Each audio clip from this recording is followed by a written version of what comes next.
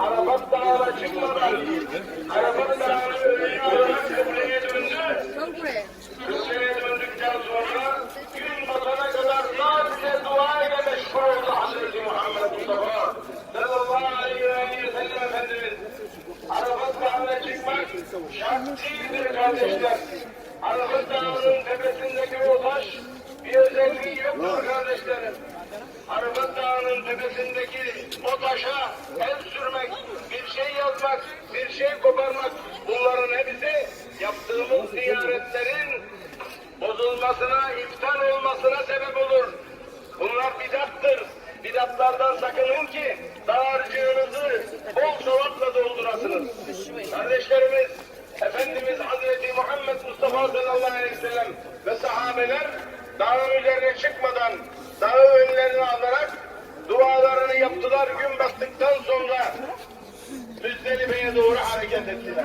Şunu bilelim ki Arafat Dağı'nda ne namaz var ne de Arafat Dağı'na çıkmak var. Arafat günü, Arafa günü, Arafat Dağı'nda, Arafat meydanında sadece vakfe var. Allah'ı zikretmek var ve gün batana kadar dua etmek var. Allah-u Teala sizi de bizi muvaffak eylesin. Allah'a emanet olsun. Bismillahirrahmanirrahim. Sahabat sekalian yang dimuliakan Allah Subhanahu wa taala.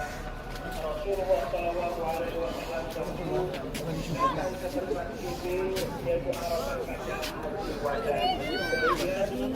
beliau mendatangi lembah lalu berdoa dan tidak lama di tempat ini.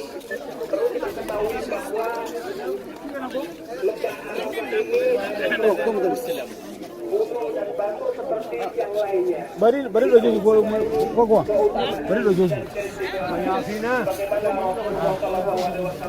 Ya. Memerintahkan umatnya semuanya untuk datang kemari. Tetapi kalau terus meneliti dan mencari pengalaman ketika para sahabat, tabi'in dan ulama-ulama yang terpercaya, mereka tidak ada yang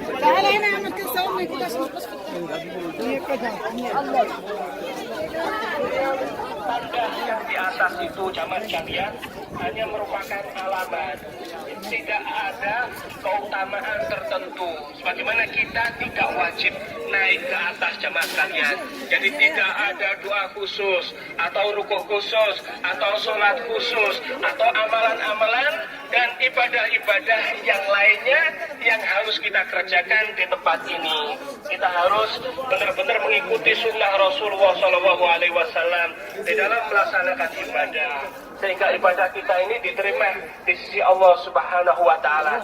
Sebagaimana juga saya peringatkan bahwa tidak boleh kita mengambil satu atau benda apapun, baik itu kayu, baik itu tanah ataupun benda-benda yang lainnya yang bisa kita pahami, kita yakini bisa mendatangkan manfaat atau bisa menolak bahaya. Semuanya itu zaman sekalian tidak benar.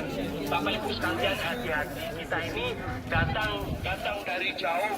Jangan sampai kemari dalam rangka untuk niat ibadah justru malah mendapatkan dosa dan kesalahan dari Allah Subhanahu wa taala. Sekali lagi, di tempat ini tidak ada keistimewaan khusus, tidak ada keutamaan.